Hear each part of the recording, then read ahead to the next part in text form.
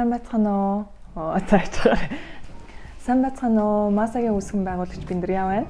Яагаад Masa брендийг үүсгэх болсон бэ гэхээр ер нь бол зах зээлээ маш сайн судалсан бид хэд 2-3 жилийн хугацаанд зах зээлээ судлаад тэгээд ер нь хэрэглэгчнэд юу хэрэгтэй байна, Монголын зах зээл дээр кофе ер нь ямархуу байна гэдгийг маш сайн судалсан. Тэгээд дэлгүүрийн дээр байгаа бүтээгдэхүүнүүдийг харахаар дандаа бөөний 1 кг-ийн савлгаатай тийм импортын бүтээгдэхүүнүүд маш их байгааг бид нэр анзаарч харсан. Тэгэхэд улс үндэстэн болгон ер нь бол өөрийн гэсэн кофений брэндтэй байдаг шүү дээ. Итали, Lavazza, Illis гэл те Moroccan coffee гэхээр баашаа хүн болгон мэддэг ч юм уу те.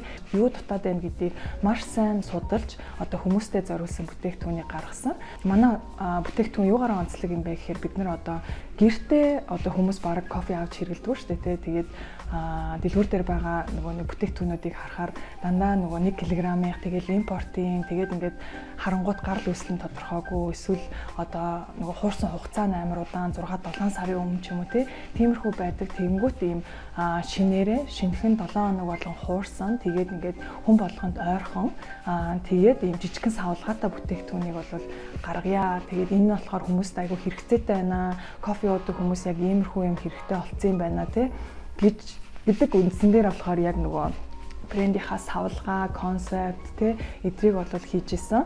Яагаад Masala гэж нэрлсэн юм? Masa гэж юу гэж байгаа юм ч юм уу тий.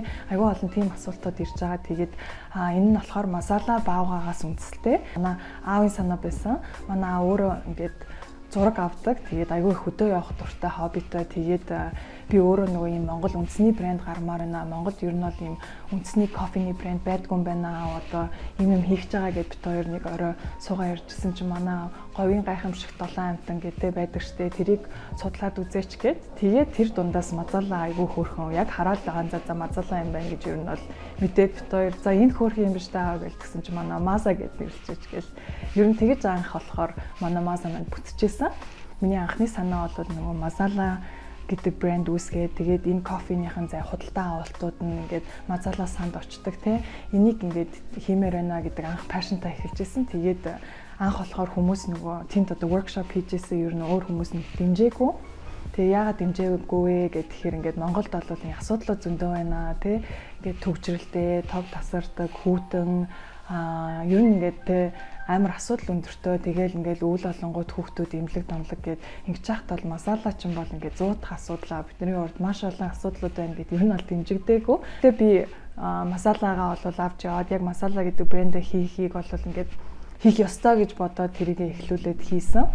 Бид нар ингээд дан кофегоос гадна энэ Masala гэдэг энэ үндэснийхаа ийм бахархалт амтныг бас ингээд хүмүүс таниулах те ингээд хүмүүс мэддэг болох энэ Masala гэдэг амтныг ер нь цаашдаа ингээд хүн болгон мэддэг байгаасай гэсэн үүднээсээ ер нь логогоо аягүй томоор Masala-гийнхаа нөгөө нэг баавгаг хийя гэж шийдсэн. Тэг яагаад ингэж хийсэн бэ гэхээр одоо дэлгүүр дээр ингээд аягүй олон газар байшин тэгэнгүүт ингээд ээж автаагаа явж байгаа хүүхэд ч гэсэн хараад ингээд сэтгэлд нь хоногшоод те ийм баавга байд юм уу гэд аав ээжээсээ энэ яадаг баавгаа ингээд асуухад над чи Masala баавгаа те ингээд зөвхөн Монголд амьдардаг 50 ширхэг үлдсэн гэд ярьдаг те эсвэл мэдгүй хүмүүс нь Masala гэж ийм баавга байд юм уу гэд мэддэг болдог. Эсвэл гадаадаас ирсэн хүмүүс манай кофег одоо хэрэглээд эсвэл бэлгэнд авсан хүмүүс ч гэсэн ингээд дан кофенийхаа хэрэглээг авахаас гадна Masala-гийн талаар мэдлэгтэй болосоо гэсэн үндсэндээ ер нь бол Masala-гаа юм томоор хийгээд яг Masa гэдэг нэрээр тавьсан байгаа. За ингээд манай төсөл маань Фандиагаар дамжуулаад амжилттай болсон тохиолдолд борлуулалтын 1% нь Masala санд очих байгаа шүү. Кофений хэрэглээ бол залуучуудын дунд айгүй ихсэж байгаа шүү дээ. Тэгээд кофег бол яг цагаан сараар ч юм уу баярт өдрүүдээр бас бэлэг болгоод өгч юм бол хүмүүст айгүй хэрэгтэй бэлэг шиг надад санагддаг. Кофе бол өөрөө айгүй гоё бэлэг. Тэгээд ийм хүн болгон өдөр тутамдаа хэрэглэж болдог тийм бүтээгдэхүүн шүү дээ. Тэгээд энийг бас ингээд цагаан сараар хүмүүс ирж байгаа зочдтой залуучуудтай өгөх юм бол айгүй гоё бэлэг болж байгаа. Фандиа дээр тавигдсан манай цагаан сарын багцын онцлог нь гэх юм бол нэгт одоо худалдаа авалтынх нь тодорхой хувь нь болохоор Masala санд очиж байгаа.